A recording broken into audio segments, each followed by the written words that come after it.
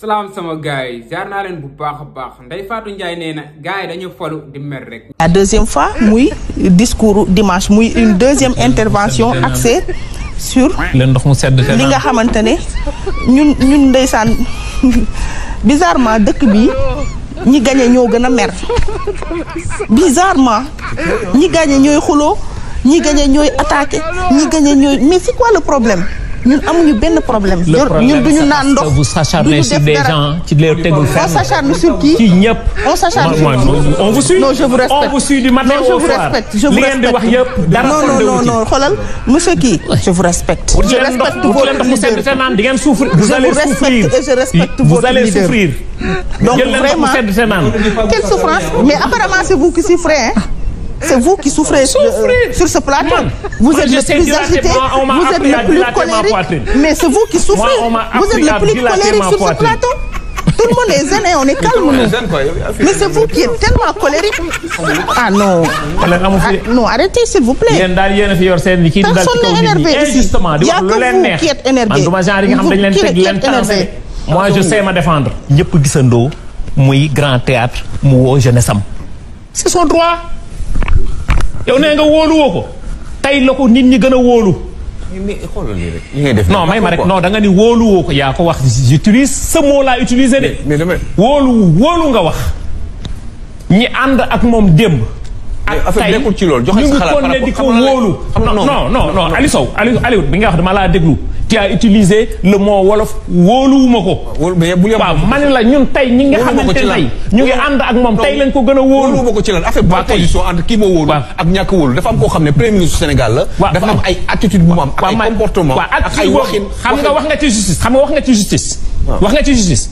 mais c'est son droit le plus absolu mu taxaw bu ñu waree assainir justice fii li ñu war assainir lépp la ñuy assainir parce que c'est un état à construire. lii mooy dëgg. mais monsieur moi je ne suis pas d'accord. gis nga conditions yi ñu toll nii gis nga fi ñu toll nii xoolal que vous le xoolal mu neex mu naqari. yàlla li mu def yàlla li mu def xoolal yàlla li mu def def na ko ba pare ku mu neexul naanal ndox te tëddi. moom la fi yàlla teg xam nga lan lañ koy jugé mais vous êtes moom la ñu jox xoolal ñoom la ñu jox nguur gi xam nga lan la ñuy xaar pour juger leen lan ngeen fi def ci moment bi nga xamante ni. jox nañ leen nguur gi bàyyi ko ba juróomi at yi jeex. waaw non kenn waxul loolu. il a le droit d'être en face de sa jeunesse. dama ne amul droit de la jeunesse de son parti. pour wax ak ñoom mais man maa ñëw ne amuñu droit bi man loolu laa wax fi. non parce que yooyu yaa xëy na wóolu il a le droit ou il n'a pas le droit. wóolu nga wax. non dama joxe sama xalaat. waaw man tam ma joxe sama xalaat. mais yow mais bu ma ne mais yow nekkuñu fi pour waxuma taxaw ma ne li may tontu du loolu. lan la. man waxuma ni. Ousmane Sonko n'a pas le droit. Ousmane Sonko a le droit de faire ce qu'il veut. loo wax nga ni wóoluwoo ko. mais wóolu ma wax bi. man la tey lañ ko gën a wóolu ñu. non wax bi laa wax. oh purée mais vous êtes. tey lañ ko gën a wóolu. yow da nga am problème quoi. non du aw ma benn problème yow yaa am problème. mais lan laa wax man. yow yaa am problème da nga ni. yow dama ne man wóolu ma Ousmane Sonko. non da nga ni wóolu ko ñëw waxtaan boobu. non li mu wax par rapport ak wax bi nga wax. du da nga ni par rapport ak wax bi loolu nga wax wolof nga lakk grand da nga ni wóolu woo ko ni est-ce que sax wax bi noonu la demee ba pare naan est-ce que sax c'est parce que wóolu woo ko man la tey lañ ko ñi ànd ak moom tey lañ ko gën a wóolu. mais waxuñu foofu.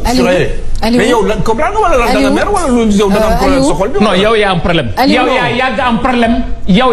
Aliou s'il te plaît laisse le terme. grand yow yaa yàgg am problème. non parce que li may wax ak li ngay wax. s'il te plaît on est rattrapé par le temps. non bokkul moo bi nga utiliser rek laa defar. moo bi nga utiliser. non moo wóolu ñàkk a wóolu bi nga utiliser. moo wóolu boobu laa utiliser pour defar ko man. très bien s'il te plaît Aliou. Aliou laisse le terminer allez-y monsieur Sarr. beneen bi ci des. c'est son droit le plus absolu de dire d'assainir bu ñuy assainir kay lépp la ñuy assainir dañ defar lépp dañ leen a fal au pouvoir pour ñu exercer. le président son excellence Diomaye Diakhar Faye moom la ñu fal président de la République du Sénégal moom la ñu fal premier ministre qui exécute la politique du chef de l'État le chef de l'État qui décide. natt bi nangu nañu moom kay wax na ko sax. nañ ñu ñëw opposé wu ci xam-xam. nañu opposé wu ci xam-xam bu ñu opposé ci xam-xam ku nekk joxe sa contribution loolu mooy la réalité comme dernier point bi ñu war a souligner nii war cee jëm sur les enjeux du pétrole et du gaz ak yeneen wax nga ko sànq sur l'industrialisation sur la souveraineté énergétique sur la souveraineté alimentaire sur la souveraineté institutionnelle yooyu mooy waxtaanu xam-xam mais nekk fii di tancer nit day xase day menacé wul kenn. jubal jubanti. très bien jubantiwul kenn. c'est bien loolu keroog yow menace amul yow solo ko ci kàddu gi. menacé wul kenn kon lan la doon def. menacé wul kenn fi mu bëgg a yóbbu réew mi sur orbite du développement. ce Sénégal là développement. oui bien sûr mais réew mi ñoo ko bokk de te dina leer. très bien Aliou c'est dina leer ba mu leeree kay mooy Sénégalais jël la majorité. fal Diomaye Diakhar. monsieur Sarr merci Aliou merci maintenant Ndeye Fatou ñu bàyyi la nga sànni ci. grand naan ndox te noppi moo gën yow di nga sonn de. monsieur Sarr c'est bon monsieur Sarr. non monsieur Sarr c'est bon monsieur Sarr. jaajëf gaay yi bëggee naa leen bu baax a baax jaarewaat naa leen bu baax a baax di leen wax ngeen di abonné di like vidéo bi di partager comme d'hab yéen a ma gën a xam gaay yi Ndeye Fatou Ndiaye lañ leen indiloon tey. waa ji nii moom waaju saddiñ la moom du leen may dara waa ji damay fàtte turam Sarr la sant yaakaar naa gis ngeen Ngagne Demba Touré buñ ko invité moom dafa am xam-xam bu pare du la bàyyi nga wax li nga bëgg a wax du la bàyyi nga yàq deru nit du la boo naree jëm foo xam ne du foofu sax da lay teel a freiné quoi ndax ëppoo ko làmmeñ gënoo ko jàng ëppoo ko xam-xam ëppoo ko dara kon affaire noonu la fa demee. Ndeye Fatou Ndiaye mii gars yi yàgg nañu wax ne moom day défendre Bougane Gueye ndax Bougane Gueye gars yi nee nañ du fay impôt quoi du fay impôt loolu tamit nekk loo xam ne dafa doy waar Ndeye Fatou Ndiaye xam loolu ba pare di défendre Bougane Gueye. nee na gars yi ñi nga xam ne ñoo folu sax ñoo gën a mer ñi nga xam ne ñoom lañ gañe quoi te Ndeye Fatou Ndiaye fuñ ko invité mu ngi mer rek mu ngi kaas rek ñoom ñëpp sax waa APR yeeg seen journaliste yi fuñ leen fekk daal ñoom ñoo ngi mer di kaas di critiquer di wax loo xam ne du dara di dal ci kaw gars yi ci loo xam ne ngeen mënoon na ñàkk quoi.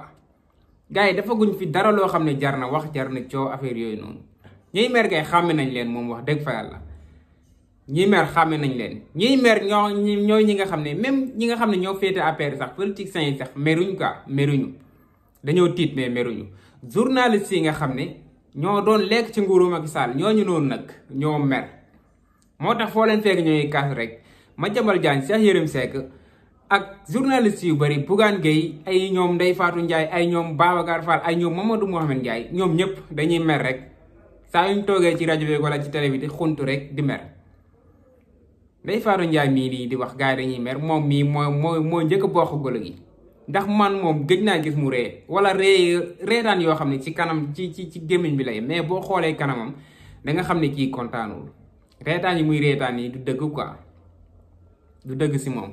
bu sañoon waa Pastef duñ mën sa toog ci réew mi Ndeye Fatou Ndiaye bu njëkk dama ko doon défendre di ko faral quoi mais ba ma commencé suivre normal laa xam ne kii nii du nit sax du nit ndax day gis dëgg bi nii mu ne lii du dëgg quoi lii ay fen la fekk moomu moo nekk ci fen yi nag jóg ci dëgër ci bopp nag yaakaarul sax dafa jàpp ne moom moo nekk si dëgg xam na ne ci ay fen la nekk Ndeye Fatou Ndiaye ay ñoom Maïmouna Ndour Faye non gars yi gouvernement bi moo leen enragé wul quoi ndax ñee ñoo doon niinal seen ceeb yi ci loo xam ne dara du si dëgg gars yi duñ fay impôt gars yi ku toog ci plateau bi di yekk lu mel ni xeme boo génnee xam naa da nga am baxuus gars yi loolu dañ leen doon ger quoi dañ leen doon ger ku gën a tàng rek ku gën a attaqué Sonko rek xam naa mbaxuusam moom lay gën a ëpp quoi moo tax gis ngeen gars yi liñ doon def gars yi gis ngeen gars yi liñ doon doxee ku toog rek nga yaakaar ne kii bu jàppee Sonko da koy lekk